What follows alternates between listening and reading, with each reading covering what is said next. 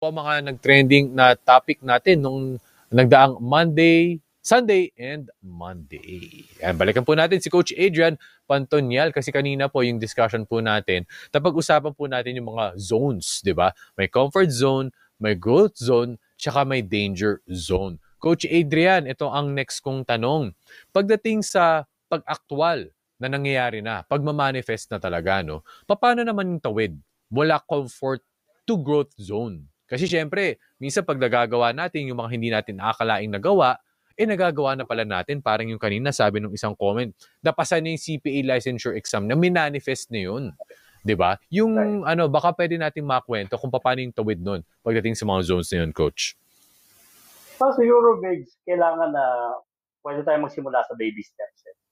Yung maliliit na bagay lang muna na hindi pa natin natitry dati. Like for example, ako, I learned how to bike when I was already in my midlife. O sabihin na lang natin na gano'n.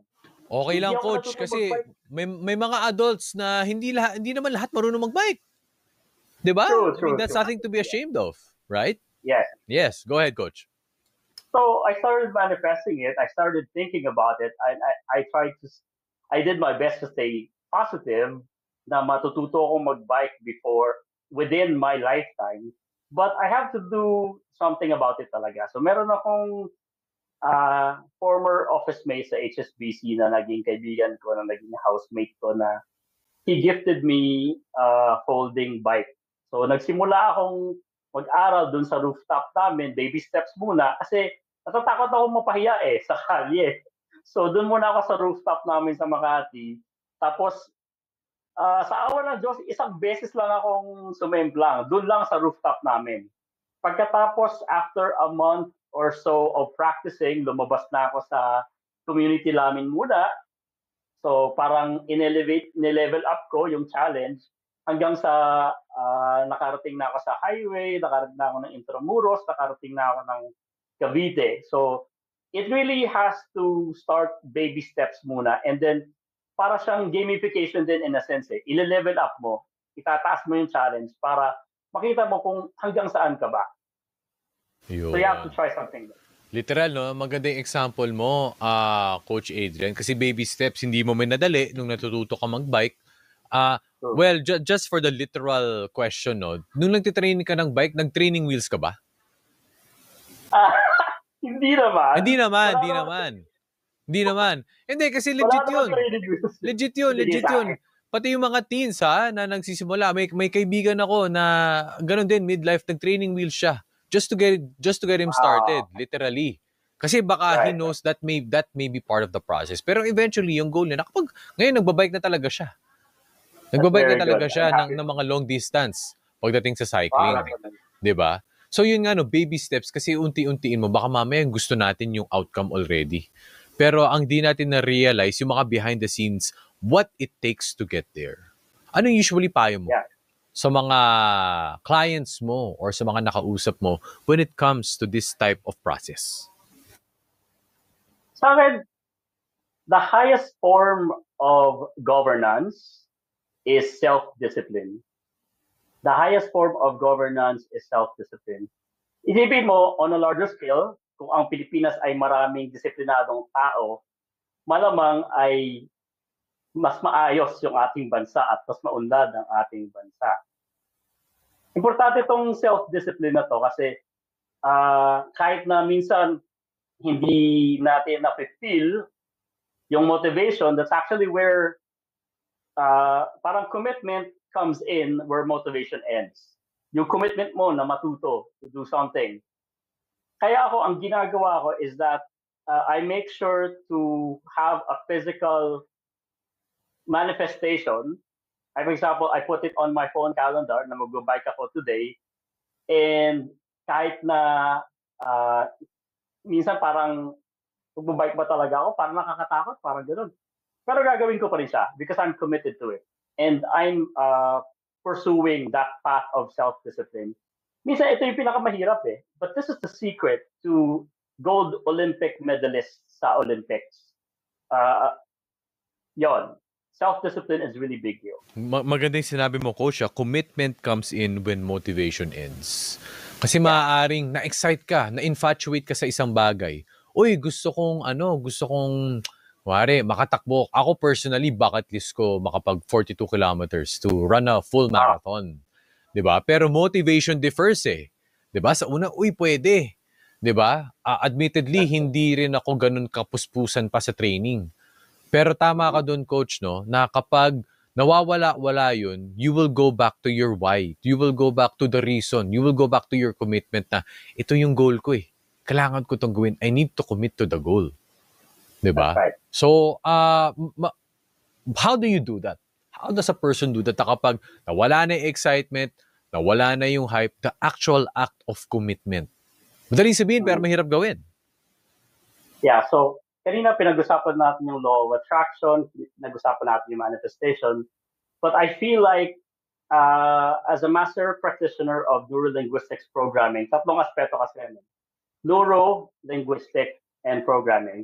Neuro starts with our brain. Linguistics refers to the language that we're using, and programming is the behavior. That's why yung sinasabi nilang you are what you think, di ba? Pero magsisimula siya sa baby steps. Mas maganda rin kung meron kang accountability partner na pinag-sharean mo ng mga successes mo and pati rin ng mga failures mo para you can learn from each other. Kaya nga importante yung mga coach, di ba? Kasi mas nauna sila sa atin, ganyan. Na paano nakaka-relate itong NLP dito sa Law of Attraction and Manifestation? Kasi yung manifestation is just thinking positively, whereas NLP, meron kang mga role models, meron kang mga mentors, tapos inaaral mo yung the way they think, the way they behave din. Kaya naman natutulungan itong mas strengthen yung mga competencies na kailangan mo matutunan going towards that goal. Paano naman yung prinsipyo, kunwari, Coach? Aligning your principles, what you think, what you believe in terms of manifesting that goal. Okay, let's see. Let's try to discuss this. Ano yung kaugnayan ng prinsipyo sa goals mo? Well, siguro we can also say that principles are synonymous to values. Kung ano yung mga pinapahalagahan natin sa buhay. Like for example, one of my goals is to become filthy rich. Oh. But meron akong malaking but. But I want to become filthy rich because I want to make my family and friends feel the joy of being successful. Yung values ko is grounded. So ibig sabihin, yung mga actions na gagawin ko, yung mga baby steps na gagawin ko, the things that I will do going towards that goal are still aligned with my principles and with my values. Pero alam mo, Migs, yung isang natutunan ko rin dito is that our values change over time. Nagbabago yung mga values natin kasi meron tayong mga bagong experiences sa buhay, mga bagong tayong na-encounter along the way at natututo tayo sa ibang tao. Like for example, we're talking about mindset here. Before, ayokong magpa-laundry. Gusto ko ako yung naglalaba kasi para sa akin, tipid sa pera, at the same time exercise din siya. But later on, before when I already started renting, I realized that the time that I spend in doing the laundry, the energy that I have, the strength that I have, I can actually use that to make more money. Diba? Oh. So, yung principles mo, align dun sa values mo, align dun sa actions mo. Tama, kasi kumbaga yung example, just coming off from that example, no, syempre hindi naman din biro maglabada, 'di ba? Oras din 'yan. 'Di ba? So kung maaaring sinubstitute mo 'yon, kung nagpa-laundry ka na lang, maaaring nagpahinga ka, nag-recharge ka or nag-reset. O baka mamaya nakakuha ka ng ibang trabaho. O sige, yung laundry iiwan ko na lang para magawa ko tong specific na task na kailangan kong gawin. 'Di ba? So depende rin 'yun. o may mga trade-off siya. How do we make sure that even as we mature in life, 'di ba, maaring sabihin natin when you were in high school or in college, you are dead set on this goal, 'di ba? Gusto ko maging doktor, balik na lang ako dito. Doon sa example ko kanina. But as you go along the way, you meet more people, you get exposed to different types of environment. Nagbabago yung values, 'di ba? Nagbabago Yeah. yung lahat. But how do you stick pa rin, 'di ba? How do you stick pa rin to your main goal or to basically your purpose, even if things change before you know it? Right. That's very good. For some people, it takes a while. Sometimes it takes an entire lifetime to actually know your why. Like for example, ako, Migs, I coach a life and career coach, but my why really is to help people live their best life now. When I was younger, ito yung pinag-uusapan natin na nagbabago yung mga values at sometimes yung mga goals din natin nagbabago. When I was younger, gusto kong maging abogado. Gusto sa elementary days. Kasi ayoko nung naaapi, ayoko nung inaagrabyado, ganyan. Coming from a simple family, naranasan ko kung paano maapi, ganyan. But as I go through life and also discovering my strengths habang nagtatry ako ng mga bagong experiences, volunteerism, and stuff like that, na-realize ko na this is really where my greatest passion and joy lies.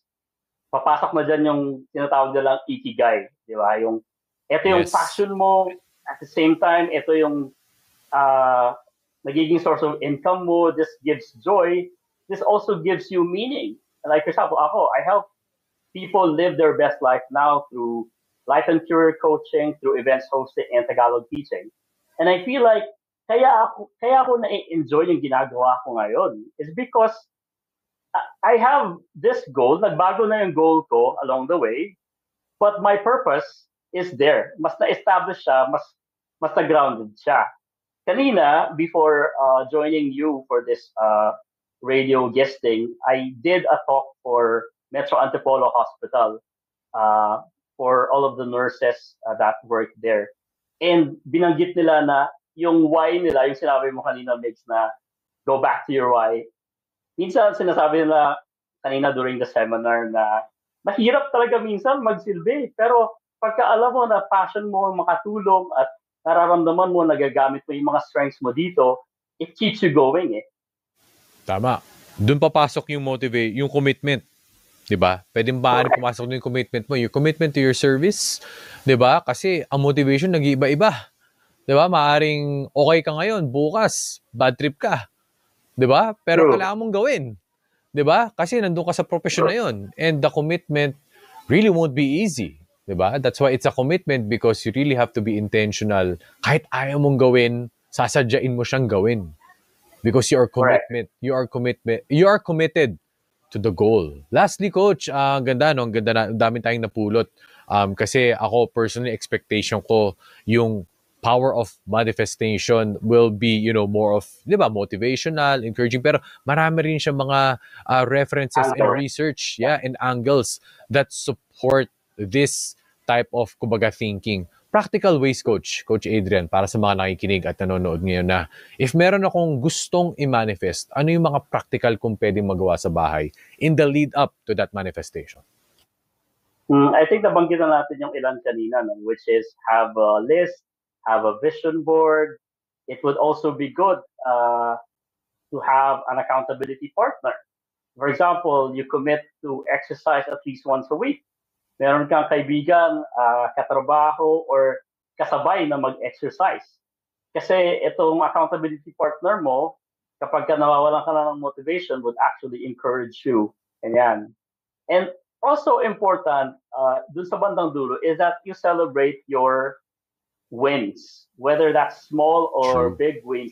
Importante yan kasi kasama yan sa habit formation eh. Yung kapag ka hindi mo kasi na-enjoy isang bagay and the enjoyment comes after, di ba? Because you already are rewarding yourself. Then hindi mo masustain yung habit na yon. Like for example, that's also the same principle for bad habits. The reason why some people smoke is because they enjoy socializing with other people who smoke. And that's also the same principle for addictions. Kasi merong pleasure, merong sense of enjoyment na nangyayari yun. So, tayo na merong commitment to a certain goal when we manifest it, we also should celebrate small wins leading up to that goal. And mas maganda kung you celebrate with other people then.